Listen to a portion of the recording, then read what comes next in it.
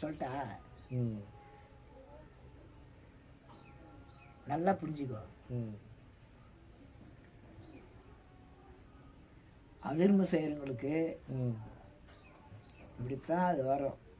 தெய்வத்தையே நம்புறோம் நான். என்ன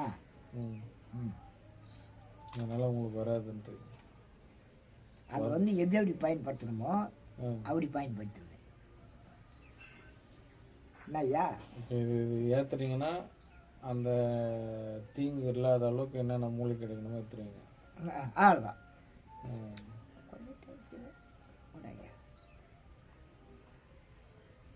ஐயா